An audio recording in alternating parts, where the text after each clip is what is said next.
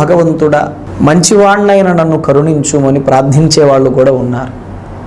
మేము మంచివాళ్ళం, మేము చెడ్డవాళ్ళం కాదు. ప్రియమైన వారలారా, ఎవరి అభిప్రాయం వారిది, ఎవరి మనస్సాక్షి వాళ్ళది. ఈ దినాన ఒక ప్రశ్న సూటిగా అడుగుతున్నాను. నిజముగా ప్రతి మానవుడు మంచివాడేనా? మరి అలాగైతే బైబిల్ గ్రంథంలో ఏ భేదము లేదు, అందరూ పాపులేనని బైబిల్ చెప్తుంది. అంటే మీ బైబిల్ అలా చెబుతుందండి. మా వేదాలు, మా గ్రంథాలు మనుషులు మంచివాళ్ళని చెబుతున్నాయి. మా గ్రంథాలు, మా వేదాలు.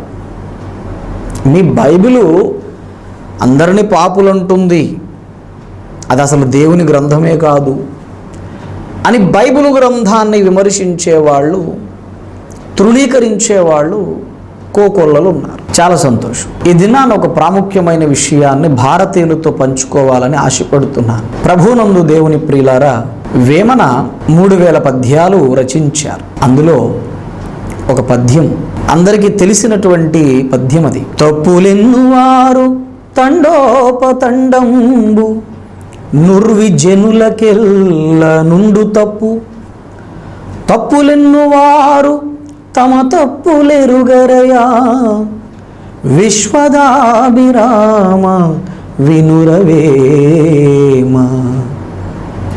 తప్పులెన్నువారు తండోపతండంబు నుర్వి జనులకెల్లా ఉండు తప్పు. వేమన మహర్షి ఏమంటున్నాడంటే, నుర్వి జనులకెల్లా నుండు తప్పు.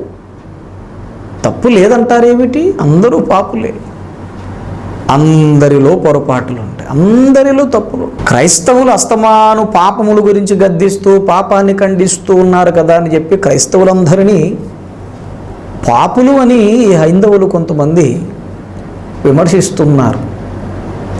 నాయనా, క్రైస్తవులు కాదు పాపులు, భూమి మీద ఉన్నవారు అందరూ పాపులే.